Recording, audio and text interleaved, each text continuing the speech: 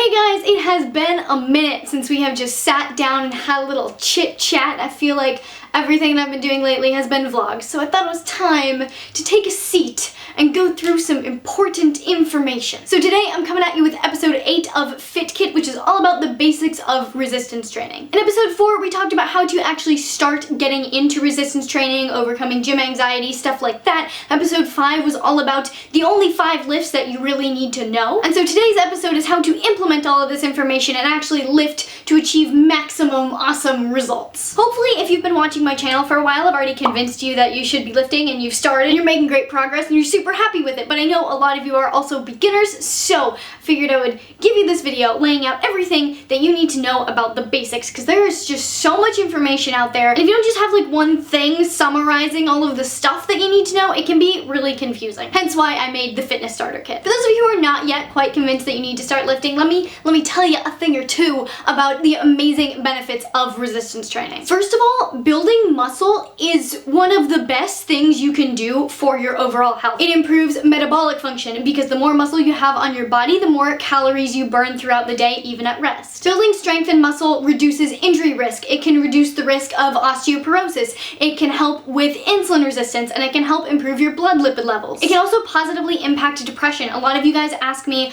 about how food and exercise can impact your mental health. Strength training has been shown to make a major positive impact on depression and anxiety and stuff like that. It also increases the mitochondrial density and oxidative capacity of the muscle cells. You guys all know the mitochondria is the powerhouse of the cell. Resistance training, essentially the TLDR simple version, is that resistance training increases the number of mitochondria and improves their function. So you're increasing and improving the powerhouses of your cells, which makes your body function better and be more healthy. And you know what's a lot easier when your body is functioning well and is healthy? Fat loss. There was a study that showed that older adults who participated in 6 months of resistance training experienced positive adaptations in 179 different genes related to age, which gave them some mitochondrial characteristics similar to younger adults, so it actually reversed some of their biological age markers. But Marissa, I don't really care about all that stuff, like that's great and all, but I just want to look great for my next vacation. Well, guess what? Resistance training will help you with that too. As I said before, the more muscle you have on your body, the more your body becomes a fat burning machine. Muscle is a very energy expensive tissue for the body to maintain. This means that for every pound of muscle that your body is trying to keep on it, it has to burn more calories to maintain that muscle mass than it would a pound of fat on your body. So through resistance training, you burn calories in the gym, but you also end up burning so many more calories at rest when you're just laying in your bed sleeping. It also helps you shape your body. I get a lot of messages from people who are struggling to lose the last 5 pounds, and they send me their height and weight, and I'm like,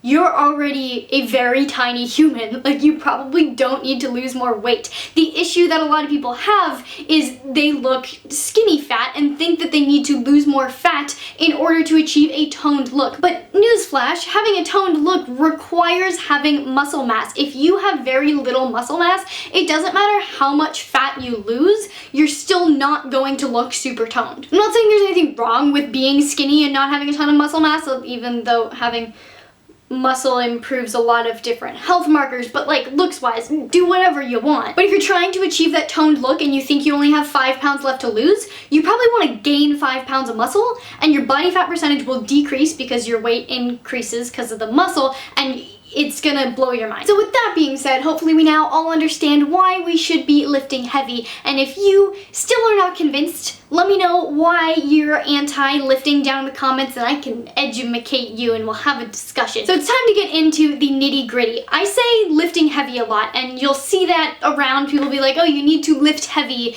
in order to do X, Y, and Z, but lifting heavy is not a very descriptive term. A lot of people see, oh, I need to lift heavy, but I can only squat 40 pounds, therefore I can't lift heavy because that's not a lot of weight. Well, good news. If 40 pounds is heavy for you, you're lifting heavy. Lifting heavy is entirely relative to your body and your strength. Lifting heavy means using the heaviest weight you can, where the last 2 reps of whatever your prescribed rep range is are really, really difficult, but you can still maintain good form and usually do 1 to 2 more good reps without your form breaking down. The next thing that I want to talk about is rep ranges and what they accomplish. With most of the YouTubers that I watch, at least, basically all of them only lift or only publish workouts that are in the 8 to 12 rep range. Well, guess what?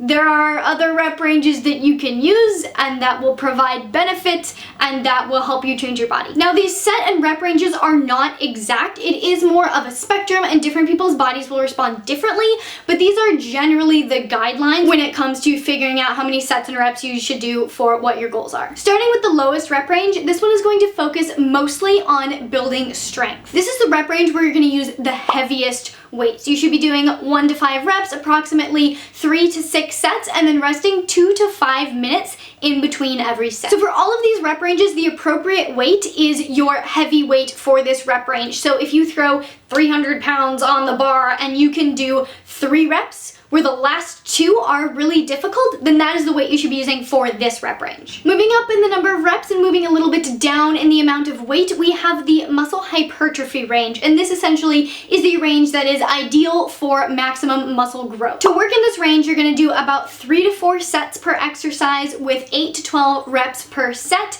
resting approximately between 60 and 90 seconds per set. Again, lifting heavy in this range would mean if you throw 200 pounds on the bar and can do 10 reps where the last 2 reps are really difficult, then that is lifting heavy for hypertrophy. Now again, increasing the reps a little and decreasing the weight a little, our next rep range is for muscular endurance. And training in this rep range also really helps your body's ability to improve blood flow as you train, which will enhance the pump that you get. For this one, you're gonna do about 2 to 4 sets of every exercise with 12 to 15 reps, and then rest approximately 30 to 60 seconds in between sets. This is gonna be at an even lower weight than you were using for hypertrophy, but again, it's heavy when the last 2 reps are really difficult. The fourth mode of training is something that kind of should be more reserved for athletes and people who are more advanced athletically, because there is a much higher risk of injury and it requires a lot of precision to actually get out of it what you're supposed to get out of it. And this is training for power, and what this is usually composed of is more plyometric exercises like box jumps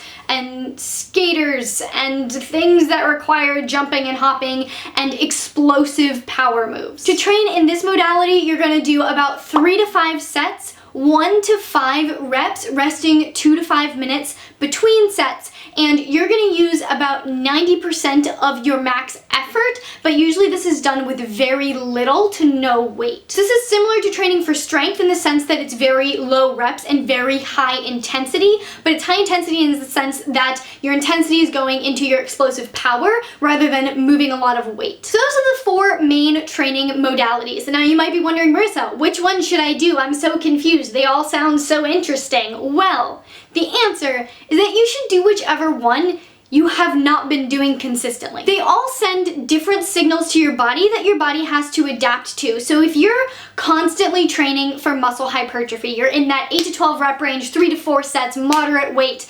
constantly doing that, your body adapts to that signal and starts to plateau, and so it becomes much harder to continue making progress when you stick in that 1 rep range. Whereas if you train for 3 to 5 weeks in 1 rep range and you let your body start to adapt, and then just as it's about to adapt, you switch to a new rep range, you start training for strength, or you start training for muscular endurance, then your body has an entirely new signal to start to adapt to, and you'll continually make progress. And this is why workout programs that phase your training are going to be the most effective, and are also going to be ones that you can repeat over and over and still keep seeing results. And that's one of the reasons that I've been doing MAPS Anabolic for almost the last year, 9 months or so, because it's phased. And so every about 4 weeks I change modes of training, and so my body can keep progressing, and it has been insane how much of a difference that has made. I wish I had started phasing my training a lot earlier. I mean, I didn't know to phase my training a lot earlier, but now you know. You won't make the same mistake as me. So now if you're like, oh no, I've been using this same program that isn't phased, that's why I've been plateauing. What do I do, Marissa?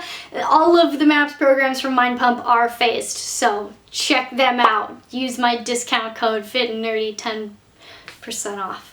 So those are kind of the big general ideas of different training modalities and how you want to implement them. Now there are 2 more factors that I'm going to talk about that really affect your progress and are things that you need to understand in order to make progress. The first thing is progressive overload. Implementing progressive overload is absolutely necessary if you want to make changes to your body. And all progressive overload is gradually increasing the intensity over time. The easiest way to do this is to focus on increasing your volume. Your training volume is your reps times your sets times your weight. So let's say your entire workout were composed of 3 sets of 8 squats using 100 pounds. Your total workout volume would be 3 times 8 times 100, which is 2,400 pounds of total workout volume. So next time you do this workout, you can either increase your reps, increase your sets, or increase your weight. The other thing you can do to increase intensity over time is slowly decrease your rest time between sets. The last factor that I think is important to squeeze in at the end of this video is training frequency. Frequency is one of the key factors in making progress. Studies show that if you take the exact same volume, so reps times sets times weight, for a squat and split it up to do it twice a week versus doing all of the volume once a week, that the person who does it twice a week will make a lot more progress a lot faster. Once you send the signal to your body that you want it to build muscle through lifting, that signal stays elevated for about 36 to 48 hours post-training. After that, even if you're sore for the entire week, you're not going to be building any more muscle. And so if you have a muscle group and you only train it once per week, that signal dies after 2 days and then you don't hit it again until a week later. But if you take that and you split it into 2 workouts, then you're actually building muscle the majority of the week. This is why the bro split, when you're only training chest one day and back one day and legs one day, is super dumb, because it's not taking advantage of one of the key factors in making changes. This is why when I only had time to train 3 days a week, I was training my entire body 3 days a week rather than splitting it up into separate muscle groups. The general rule for this is that you don't want to train a muscle group 2 days in a row, because then you're breaking it down too much over and over and it will continue to break down, but you should try to train each muscle group twice a week. Any muscle group that you want to focus on even more, try to train it 3 times a week. And this is again why I genuinely love all of MindPump's MAP programs, because they all majorly take advantage of increasing frequency in order to increase results. For example, with MAPS Anabolic, the program that I was running for like the last 9 months, you train 2 to 3 days a week, but then on your off days, you do these things called trigger sessions where you use resistance bands to send a little bit more of a signal to the body to continue that muscle building signal that you sent during your lifting. Hopefully that made sense. That's about all I have for you today as far as the basics of resistance training goes. I feel like I made this really unbasic and really complicated, but hopefully you understood what I was trying to say. I hope you guys got something out of this video. I hope beginners understand a little bit more, and I hope people that knew a thing or two know a thing or two more. I do have a few resistance training workouts on my channel if you're looking for some inspiration in the gym, so I will link that playlist down below if you want to check those out. And please leave a comment down below with any questions you have regarding resistance training, lifting, how to exercise, etc. And I will try to put that in a future Fit Kit video if there's any common themes of things that people are really confused about. If you have any questions, comments, concerns about what I said, also leave that down in the comments below. In the meantime, please do give this video a big thumbs up, because it really does support my channel and I really appreciate it. Please share this video with your friends and your family and your gym buddies. Please subscribe for more videos. Hit the notification button so you don't miss any future videos, especially my future Fit Kit videos if you're in need of a fitness starter kit. And I'll see you very soon. Bye!